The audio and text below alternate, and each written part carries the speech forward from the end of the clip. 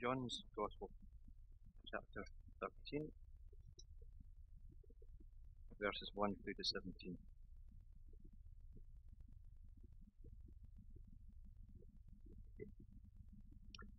It was just before the Passover feast. Jesus knew that the time had come for him to leave this world and go to the Father.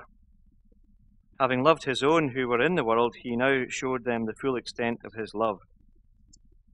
The evening meal was being served, and the devil had already prompted Judas Iscariot, son of Simon, to betray Jesus.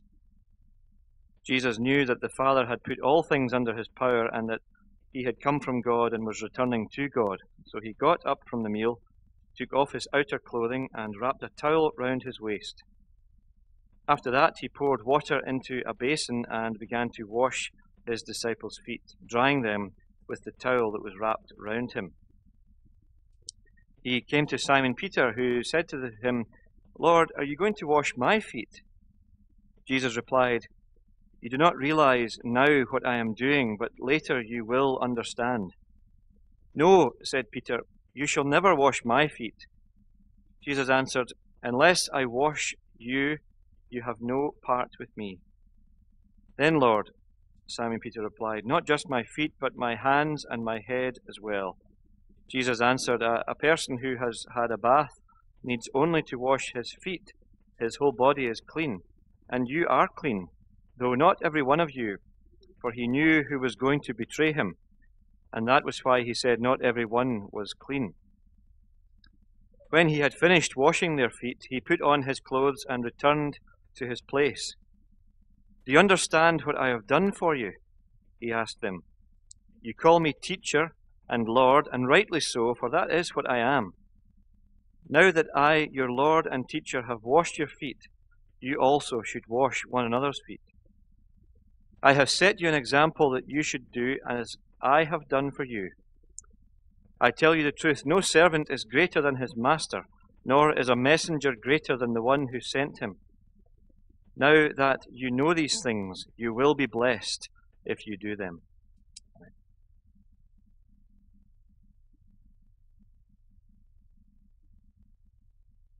Sing that hymn, Amazing Grace. Do you know who wrote that? Any ideas who wrote that hymn? John Newton wrote that. When I was younger, much younger than I am now, I didn't enjoy reading very much. And I found a book, and it was called The Servant of Slaves. John Newton was a slave trader. When he was young, in his teens, he was dragged onto a ship, and he was really a prisoner on the ship, but he was taught to be a sailor. And he hated it. But before that had happened, he had fallen in love with a girl who was 13. And then, well, I was 13. He was a bit older than that. But he was on this boat, and the only thing that really kept him sane was the fact that he loved this girl. The boat pulled into port one day, and what he decided to do was to go and see this girl. And so he deserted the ship, and he went to see this girl that he loved. He wanted to marry her. I mean, that's really what it was all about. He was recaptured. He was taken back on board that ship, and he was tied to the mast, and he was flogged for deserting his ship. And that happened to him twice. He was on a slave ship, and you don't desert it. He became a captain of the ship, and he started trading in people, slaves. And those of you who've seen the film know that Wilberforce and John Newton, they worked together to abolish the slave trade. In that hymn it talks about God saving a wretch like me. Now, a wretch is somebody who isn't very nice at all. There's only one sin that John Newton wouldn't commit.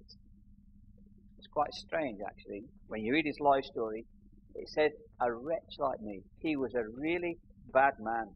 And when you read his life story, he was a bad man. But there's one thing he wouldn't do. Have a guess what that was. You see a lot of people in Drumchapel doing it. Go to the shopping centre, you see a lot of people doing it. Drinking.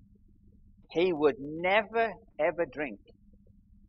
And the reason for that was, he noticed, when you were a sailor, you got your portion of rum given to you, and that was free given to you.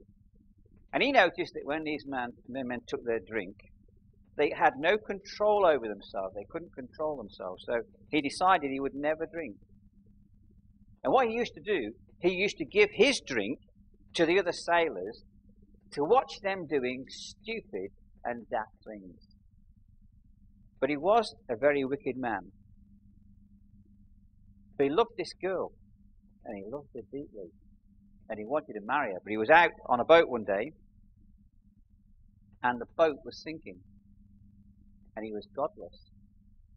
And he cried out to God to save him.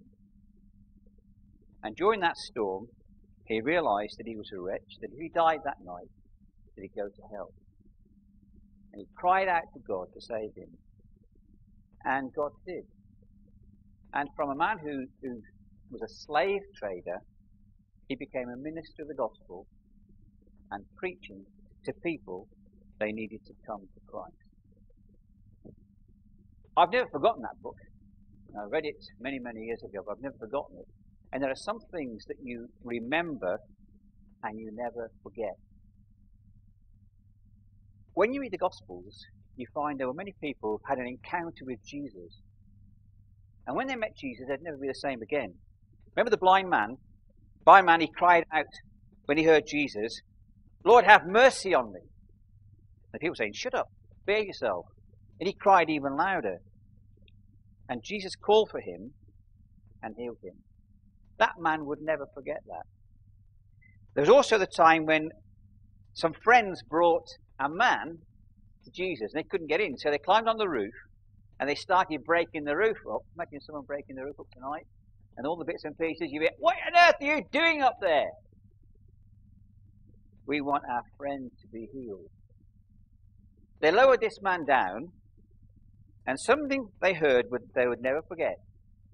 Jesus looked at this man, and Jesus said to this man, "Your sins are forgiven." Wait a minute, we brought him to be healed. But Jesus says, when Jesus saw their faith, he said to the paralytic, "Son, your sins are forgiven you."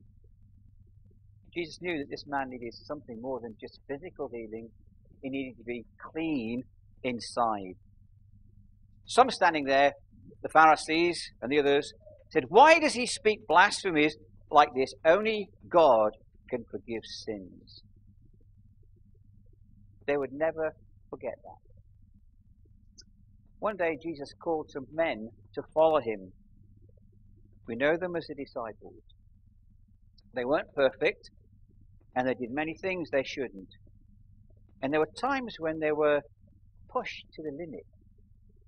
You know, sometimes when you're at the very edge of yourself and you want to scream. Get to that point? You say, "I've just had enough." These men who followed Jesus were just like that. There were times when they just had enough. And they said to Jesus one day, "Send these people away.